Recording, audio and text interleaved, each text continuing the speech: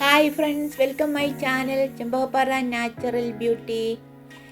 Hi friends, നമുക്കൊരു ഉച്ചയൂണിനൊരു ചാറുകറി ഉണ്ടാക്കാം. ഒഴിച്ചു കൂട്ടാനായിട്ട് നല്ലൊരു ചാറുകറി, സിമ്പിളായിട്ടൊരു കറി. ചട്ടിക്കകത്താണ് വെക്കുന്നത്. ചട്ടിക്കകത്ത് വെക്കുന്നതാണ് നല്ലത്. മൺചട്ടിയാണ് ഏറ്റവും നല്ലതെന്നാണ് പറയുന്നത്. മറ്റുള്ള ഉപകരണങ്ങളെക്കാളിലൊക്കെ നല്ലത് മൺചട്ടിയാണ്. ഇത് നമുക്ക് തക്കാളിക്ക അരിഞ്ഞു വെച്ചിരിക്കുകയാണ് കേട്ടോ, ചെറുതായിട്ട് അരിഞ്ഞു വെച്ചിരിക്കുക. തക്കാളിക്ക ചാറ് വെക്കാം. അതിലേക്ക് ഒരു സവാളയുടെ പകുതി അരിഞ്ഞത്, കുറച്ച് ചെറിയ ഉള്ളി അരിഞ്ഞതും, ഒരു 2 കറിവേപ്പിലയും കൂടി ചേർക്കാം. ഇതെല്ലാം കൂടി ഇട്ട് കുറച്ച് വെള്ളം കൂടി ഒഴിച്ച് നമുക്കൊന്ന് വേവിച്ചെടുക്കാം. എണ്ണയൊന്നും അധികം ചേർക്കണ്ട, അധികം വെച്ചങ്ങ് വേവിച്ചാൽ മതി. എണ്ണയൊക്കെ ഒത്തിരി ചേർത്ത് വഴറ്റൊന്നും വേണ്ട. അല്ലാതെ കറിക്കുള്ളത് വെന്ത് വരുമ്പോഴേക്കും നമുക്കതിനുള്ള അരപ്പ് തയ്യാറാക്കാം. കുറച്ച് തേങ്ങ എടുത്തിട്ടുണ്ട്. തേങ്ങ മിക്സിയിൽ ജാറിലേക്ക് ഇട്ട് അതിൻ്റെ കൂടെ കുറച്ച് മഞ്ഞൾ പൊടിയും പിന്നെ കുറച്ച് ജീരകവും പിന്നെ 2-3 കാന്താരി മുളകും കുറച്ച് ചെറിയ ഉള്ളിയും കൂടി നന്നായിട്ട് അരച്ചെടുക്കാം. നന്നായിട്ട് അരച്ചെടുക്കണം, ചാറുകറിക്കാണല്ലോ.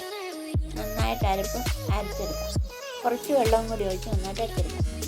നമ്മുടെ തക്കാളിക്കകറി നന്നായിട്ട് വെന്ത് വന്നിട്ടുണ്ട് കേട്ടോ. തക്കാളിക്ക സവോളയും കറിവേപ്പിലയൊക്കെ നന്നായിട്ട് വെന്ത് വന്നിട്ടുണ്ട്. അതിലേക്ക് നമുക്ക് അരച്ച് വെച്ചിരിക്കുന്നത് ചേർക്കാം. തേങ്ങയും ഉള്ളിയും മുളകും മഞ്ഞൾപ്പൊടിയും ജീരകവും കൂടെ അരച്ച് വെച്ചിരിക്കുന്നത് നന്നായിട്ട് ചേർത്തെടുക്കുക. അരച്ച് വെച്ചിരിക്കുന്നത് അതിലേക്ക് ചേർത്ത് ചെറുതായിട്ടൊന്ന് തിളച്ച് വരണം. കുറച്ച് സമയം തിളച്ചാൽ മതി. കണ്ടുവാനും വെട്ടി തിളയ്ക്കേണ്ട കാര്യമില്ല.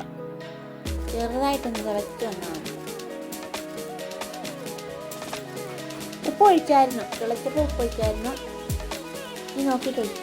തക്കാളിക്കക്കറി ചെറുതായിട്ടൊന്ന് തിളച്ച് വന്നിട്ടുണ്ട് കേട്ടോ. അതിലേക്ക് നമുക്ക് കടുക് താളിച്ചൊഴിക്കാം. കറിവേപ്പിലയും ചെറിയുള്ളിയും കടുകും കൂടി എണ്ണയിൽ മൂപ്പിച്ച് വെച്ചിരിക്കുന്നതും കൂടി ചേർത്ത് കൊടുക്കാം.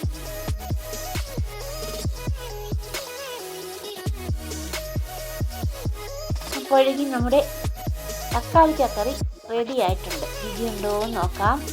ഉപ്പെല്ലാം പാകം. സൂപ്പർ.